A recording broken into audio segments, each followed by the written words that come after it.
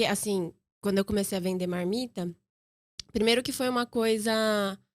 Ah, essa pandemia aqui vai durar 2, 3 semanas. Eu tinha trabalhos fechados que foram adiados. Falei, vou descansar 2 semanas. E eu vou fazer alguma coisa pra dar um dinheiro, pra pagar as contas. E aí eu tive um retorno rápido. Inclusive, chegou em você, mas o meu vizinho da época, quando eu disparei no WhatsApp, ele recebeu por um outro grupo em 15 minutos. Nossa. E chegou, assim, realmente... E não teve influenciador, assim, que foi tudo minha rede de Orgânico. apoio, Aham. assim, né? Você imaginava que tinha uma rede tão grande e engajada? Eu gosto muito de gente, né? Aham. Então, principalmente se eu tô num boteco, eu faço amizade com todo mundo. Às vezes a pessoa volta, eu não lembro dela, Entendi. né? Então, acho que eu sempre fui uma pessoa que gosta muito de gente e sempre tive uma rede grande de pessoas. Mas eu não sabia o quanto eles iam me apoiar, Uhum. né? Isso é bem claro. E aí, eu acho que 3 meses depois, saiu uma matéria na Folha de restaurantes que você só pede comida pelo Instagram, que não são restaurantes, né? Uhum. E então... Eu fiquei chocada, porque eu falei pra minha mãe, mãe, nada que eu fiz na minha vida em 3 meses eu saí no jornal, né? Eu acho que é isso aqui. E daí eu comecei a estudar também a parte administrativa de restaurante, fiz um curso. Tudo online. Tudo online, E aí eu vi o quanto que minha família errava em administrar o chocativo. Nossa, gente, é muito caro ter um restaurante, é muito caro o metro quadrado, né? A Uhum. estrutura, os impostos, funcionário, o insumo também. Tá uma loucura agora a mais, né? Uhum. E... Você chegou a comentar com eles, da época do restaurante a gente tava fazendo errado? Foi muito engraçado, porque, assim, na minha vida, minha família nunca entendeu o que eu trabalhava. Tá. Porque eu sou filha de comerciantes, né?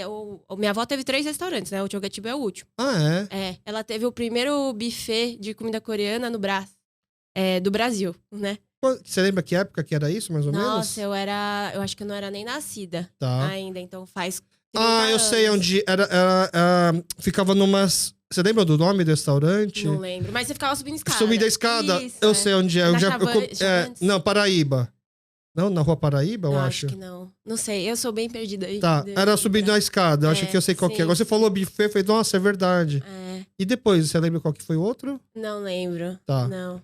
Era muito criança. Uhum. E aí, quando eu comecei a fazer comida, o meu projeto inicial era um país da Ásia por semana. Só que como estava tendo um boom muito grande de cultura coreana, eu vi que eu deveria fazer comida coreana, que é uma comida que eu não cozinhava. Eu sempre comi muito, sempre ajudei a minha avó, sempre estive do lado dela na cozinha. Mas quando eu fui aprender a cozinhar, eu assistia Jamie Oliver, Nigella Lawson. Então, eu sempre fui para uma cozinha mais ocidental. Quando eu comecei a morar sozinha, raras vezes eu ligava para minha mãe e perguntava como que fazia uma coisa ou outra. Então, quando eu comecei a vender as marmitas, era toda semana ligando para minha mãe. Ô mãe, como é que faz bibimbap? Ô mãe, como é que faz blá blá blá? E foi frenético, porque eu tinha um menu por semana. No começo eu lembro que um dia era dia de teste, daí eu tinha um grupo de teste de vizinhos. Tipo, grupos diferentes, né? Uhum. Aí eu perguntava, quanto você pagaria nesse prato? Quanto você pagaria pra pedir toda semana? Isso é uma pergunta perigosa, né? Ah, sim. E não, eu tenho amigos bem sinceros. Uhum. Então, foi bom. E minha família achou bem engraçado. Mas é uma família que, apesar de não muito calorosa, é muito unida. Então, meu tio me levava no carro dele pra fazer as entregas. Então, era o auge da pandemia. Era uma desculpa pra ele poder sair de casa também, na pandemia, eu acho. E aí, ele ia dirigindo. A gente ia com 4 isopores. Eles tinham um Livina, então um carro grande. Uhum. Na frente, os mandus. Do meu lado, as marmitas. Atrás, tinha kimchi, gochujang. E mais uma de marmita.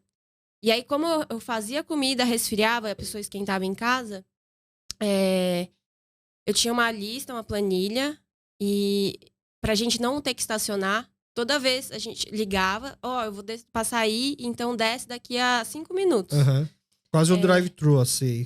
Porque era um auge da pandemia que a gente só passava pela janela. Uhum. E aí eu ficava balançando assim, no carro, montando as sacolas.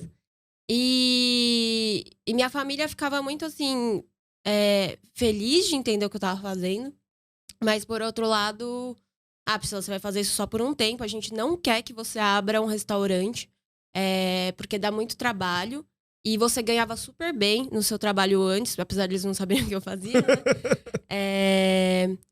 Até que eu mandei uma mensagem pro JB, do Boteco do JB. Influencer, na verdade Ele se chama... cronista gastronômico. Isso. Uhum.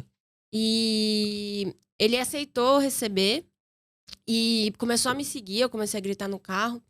E daí ele postou. E daí no que ele postou, eu lembro que eu faturei, sei lá, coisa de 5 mil reais de um dia de entrega. E esgotou em pouquíssimas horas, assim. Ele é um cara que realmente influencia.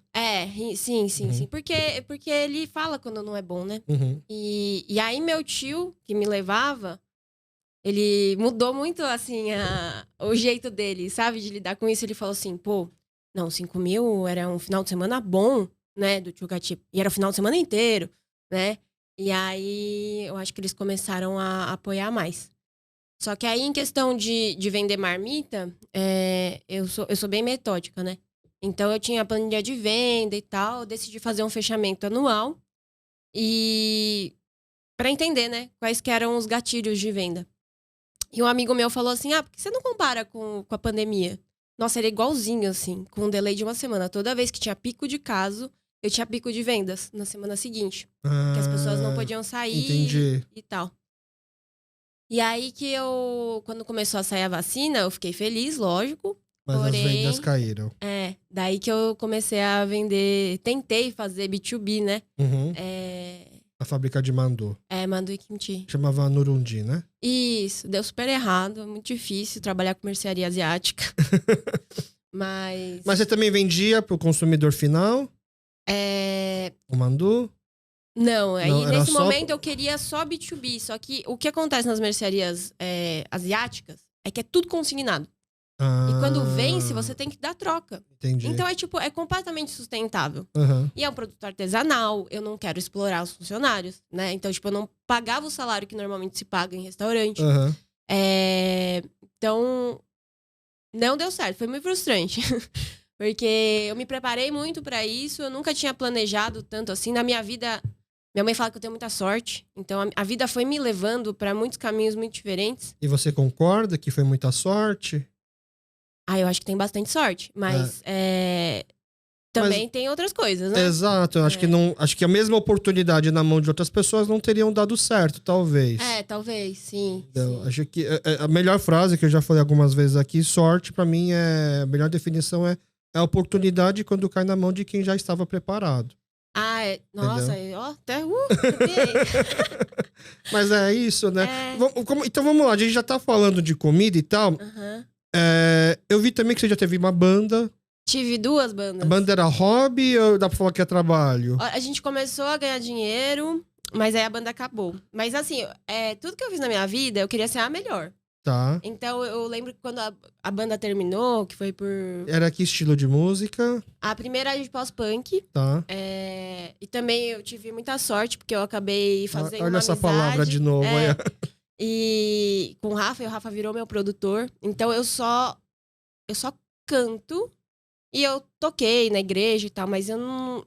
Assim, as músicas sempre vieram na minha cabeça com a letra e a melodia. Você fazia música? Eu fazia, eu compunha. Eu acho que do EP que a gente tinha, acho que 3 músicas eu escrevi completamente sozinha. Como é que chamava?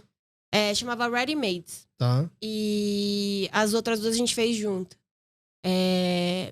Então, quando eu tinha banda, eu queria, eu falava assim, daqui a tanto tempo a gente vai tocar no Lollapalooza e daqui a tanto tempo a gente vai tocar não sei aonde, né? Então, acho que